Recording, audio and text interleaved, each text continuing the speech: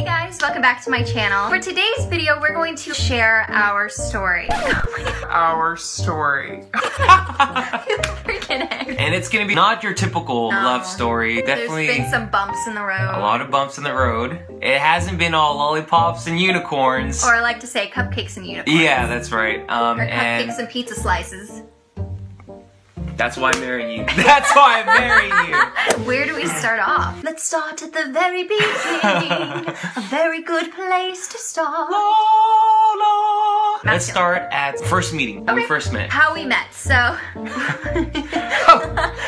Whoa, that's a loaded gun there. Yeah, where do we meet? On Instagram. No, let's not say it together. Let me say it. We actually met on Instagram. Yeah. When people ask us that, it always gets a little weird because that's not your usual typical story. No. And I mean, there are people who meet on like dating sites, but never through. It's not the norm. It isn't the norm, and it's not a social media site where it's used for you to, look for somebody to date. But yeah, we met on Instagram. Tell them how you found me. I found Bree through a hashtag, and the hashtag was 15-second cover. I started to make music videos as well, and I was looking through the hashtag, and I saw Brianna. She came up, and I creeped up on her.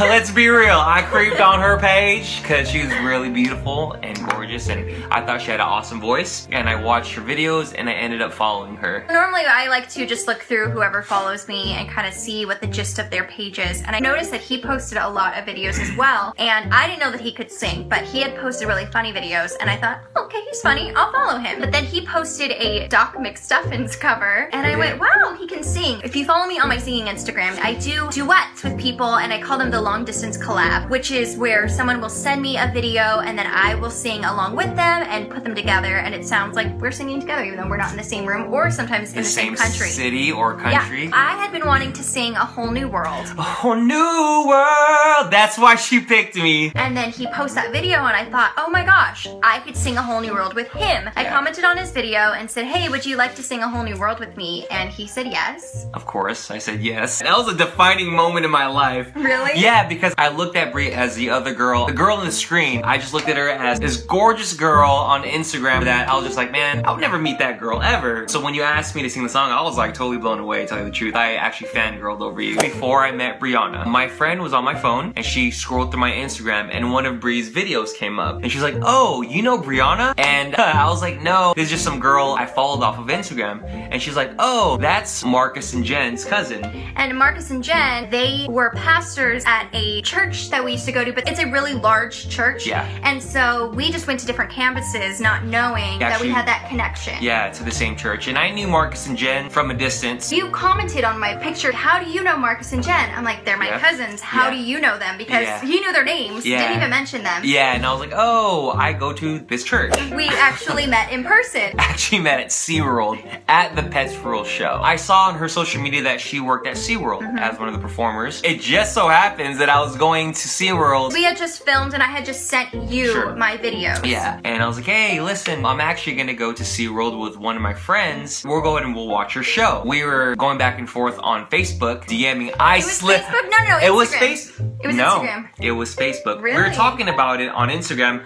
but the day of at SeaWorld, it was through Facebook. I slid in those DMs. What's up, dude? Sliding in those DMs, son.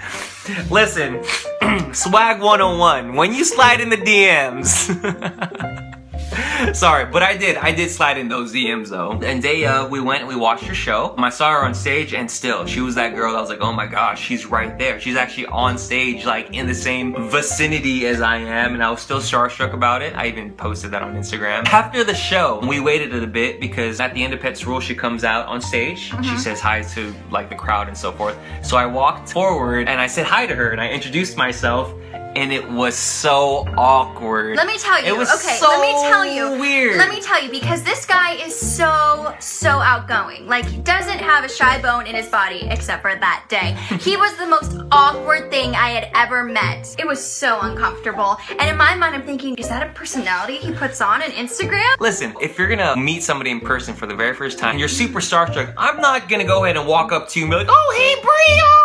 and be all over you. You weren't starstruck about me. I was Oh, about that's you. true. It was really awkward Really because I got really shy all of a sudden. Yeah. I got shy. You never get shy. I never do that. No. The last thing I said before she left was like, hey, let's take a picture. And when she left, I said, man, great job and all this stuff. And she walked up and said nothing to me. Really? You didn't even hear what I said. I guess, like... Oh, because in my mind, I'm like, get out of here, get out of here, Yeah, get out of here. He's really weird. I didn't expect that because in his videos, he was so outgoing and then he wasn't. That's what happens when you get starstruck. I guess so. And that's the first time we met. The very first we time. met at in Pensacola. person. In person. So right afterwards, I go backstage and I'm thinking, oh gosh, this was so weird. He DMs me, like totally smooth. Just slide in those DMs one more time, bro. If it doesn't work the first time, do it the second time. And he recovered well. We did the Aladdin video, right? And it just was a good response. So my way of creeping in there was, hey, listen, thank you for doing the video with me. How about I thank you by taking you out for a cup of coffee? And me being naive, I didn't think of it as a date. I just thought he was gonna offer me coffee. So I was like, sure, why not, you know? And that's the crazy thing. I knew he was weird. In my mind, I thought he was weird. And I went, yeah, I'll go with coffee with you.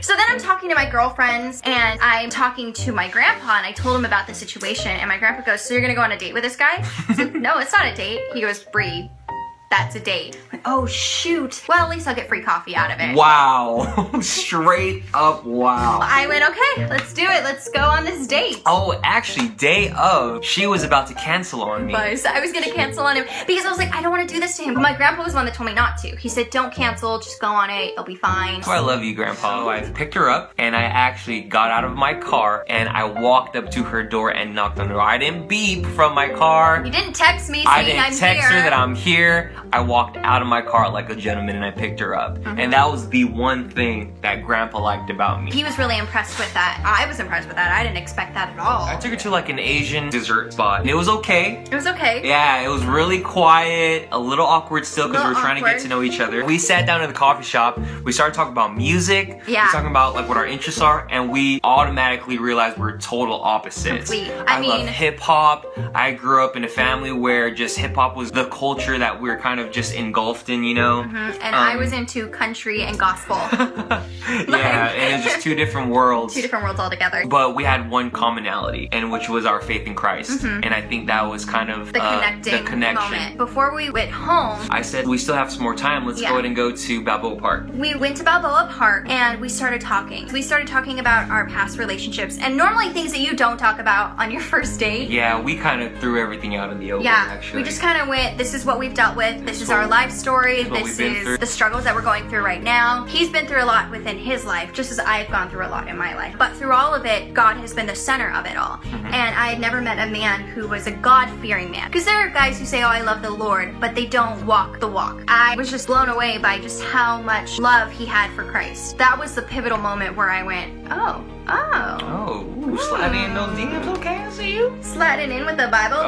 Oh. Girl, pop that Bible open so we can read encouraging scriptures together, though. Yes. Now watch me flip. Hey. Now watch me pray. Yeah. It's so stupid. And then I noticed that her whole demeanor changed towards me after that conversation. That was when we kind of realized, oh man, there might be something here. Now, our relationship kind of sped by very quickly, a little too fast. Yeah, I must because say. I guess there's so much of it that felt like a fairy tale that it was so blissful. And within a week, we were in a relationship. You know what's so funny though? Even though I wasn't like at the beginning of our relationship, I wasn't sure if he was gonna be the one. Deep down, I was like, you know what? I have a feeling I'm gonna have one boyfriend and only one boyfriend for the rest of my life. And that was you. No, that's true. Was it always this blissful?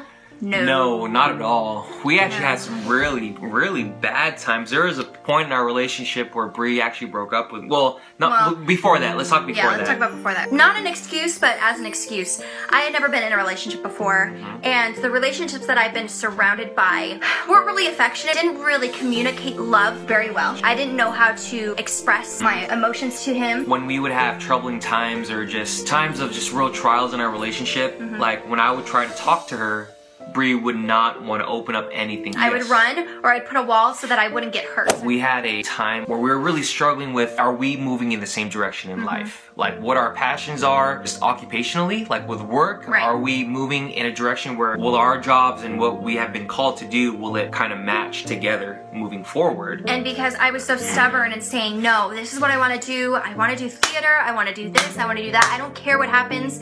Like, you can be all on board, but this is what I'm doing. I was very selfish in what I wanted and not thinking about the other person, because I never had to think about anyone else. I just had to think about myself. I was very independent, and I didn't like to have to be dependent on someone else. And so that was a real struggle for me. For me, he was just a guy I'm dating. I had feelings for him, but not to the point where I would drop everything. Give everything up. Yes, and it wasn't at that point, whereas he was. And that was a big struggle for us, was he's such a romantic and he's so passionate. He was farther along within the relationship, whereas I wasn't at the same point. And because of that, you had a lot of issues with that. You couldn't comprehend the fact that we couldn't be on the same page. And we weren't. That's just the person that I am. When I give myself to somebody, I really give like all that I am to that person, because I feel that if I take time to know this person and I fall in love with them, I feel like that person, they're worth like all of me, you know? And I was at that point, and which, you know, obviously Brie wasn't at that point yet in our And the thing too with my relationship that I've had in the past, I've been hurt multiple times. And so I had that wall up, because while I was willing to grow and see what happens within this relationship, I was scared. I was afraid that if I gave him my entire heart, he would break my heart. And it took a really, really long time for me to break that wall. Probably even a year, a little bit more than a year for her to kind of break that. Why would you have stayed with her, or why would you have stayed with him if it was so negative? I'm actually really grateful that we went through the hardships, because for me it was a growing experience. And like I've said in my other videos, you can't have a testimony without the test coming first. And we had a lot of trials and tribulations within our relationship. But because of those trials, we've learned how to communicate with one another. One of the biggest things I remember that was difficult for us was, I'm an introvert. I'm an outgoing introvert, but I'm an introvert. And he is an extrovert, hardcore extrovert. There are moments where I need my own space. I need space, like I love him, but I need time to myself. And that was so hard for him, because he thought that it was reflecting on his character, on him. If she doesn't want to hang out with me, does that mean that like I've done something to her, or she like hate me, or not, you know, upset with me? And it wasn't. That difference was really rough. Taking her out to parties, it was overwhelming, taxing to her, because it's not her personality. No. And then for me, her not wanting to be there was taxing on me, because I felt alone, I felt rejected, and it was hurting me deeply. I think one of the biggest things that we've learned in our relationship is the ultimate thing of just being selfless. Being selfless and understanding someone else's needs before your own. Both of us analyze things. I analyze more so than he does, but we analyze every little detail. So communication has really helped, because there have been moments where we're like, why did you say this? This is how I took it. And in actuality, that's not what we were thinking at all. That's not the way that we were trying to express it. And that has definitely helped us in the long run within our relationship. So after that, we actually went through a period of even more trying times in our relationship. It would go up and then it would plummet. It even brought us to a point where last June we broke up for 1 whole month. Brie had actually broken up with me. I was dealing with depression. Like you all know, I deal with depression and anxiety. And if you recall, there was a month where I didn't post anything on social media because I didn't know what I wanted in life. I was so confused within our relationship. I felt like I didn't know what was happening within the full year of dating Josh. I didn't know what I wanted, and I kept saying me, and I wasn't thinking of him, and I wasn't thinking of the Lord. I was just thinking of myself. What does Brie want? What does Brie think is best for her? And rather than thinking, okay, Lord, what do you have for me? So I went to a conference, and it was a huge life-changing moment for me, and I surrendered myself completely to the Lord. I had that wall up because I was afraid that I would be hurt again. It was rough, and I had to own up to that, and so I ended up going to counseling. But while going to counseling, I had to end it with Josh. I felt like it was pressed upon my heart to end the relationship because I need to work on myself. And that was by far the best, most difficult decision I had to make. I thought it was over. Like, I thought, this is done. Yeah, she thought it was done. The one thing that was so peaceful for us is this was the one moment when I actually did break up with him, that he had so much peace and love and affection towards me. I really did. Which it was just the grace not, of God. Yeah, that was not me that was at not all, you too, at all. because knowing myself, since I'm so passionate and stuff about things, I would have just been questioning things right off the bat, raising my voice. Why are you doing this to me? So on and so forth. But for some reason in that moment, God gave me total peace. I even smiled and laughed, and I said, hey, everything's gonna be okay. And so within that, I was able to seek counseling. I was able to grow within my relationship with the Lord. During that month of us not being together, I constantly went to God's word to try to find myself again, because I lost myself. I completely lost who I was. was. I lost my identity in Christ, so I turned to God's word. I was spending a lot of time with God. I remember one night in particular, I was in my car and I was driving home. I was so overwhelmed by God speaking to me saying, Josh, stop your car and just pray. And just pray about what's been on your heart. I was actually almost to my house, probably got like 50 feet away. I turned to the side, I parked my car, turned my lights off. I said, God, I don't know what's going on in my relationship. I don't know what's going on in my life, especially with Bree. God, I just surrender this to you. I surrender our relationship. If you want us to be together, Lord, please tell her that. I said, because I know you want us to be together. But God, if this is of you, would you let her know and that you give her peace? That same night, I was laying on the couch and I was just struggling with darkness that was clouding my mind. There was a pivotal moment I broke down in tears and I started writing because I had a journal, and so I was just writing, and that's when the Lord said, Josh is the one you are to marry. Imagine this. This is actually happening at the same moment when I stopped my car and I was praying that night. So literally, maybe about 20 minutes after, I received a text from Bree saying, you're the man that God wants me to marry. That's all she said. That's when I knew. Remember, we broke up. We weren't talking to each other at all. We weren't communicating anything, not even on social media. It was in that moment that God literally spoke to the both of us and he gave us that answer. We slowly got back together because I felt God saying, but you still need to work on yourself. You're not to be with him right now. You need to work on yourself, because how can you be with him if you are broken? Eventually, I think maybe it would have been like a month, and then we went on our first date. It was awesome. It was like a lot of, reminiscing times came back again. We were laughing. But it was different though. There was a different aura about Brianna. I can tell a very distinct difference in her life because of the decision that she made to kind of surrender everything to God. Right. Yeah. And it was very overwhelming for you. It's as though he was dating a new woman. And so there would be moments where it would be like the same conversation that we would have, but I would react in a completely different way that threw him off, because he'd be like, wait, that's not a reaction I'm used to. Yep. She normally is fighting against me versus comforting and loving. The difference is how we try to work things out now. It's not what can I get to satisfy myself anymore.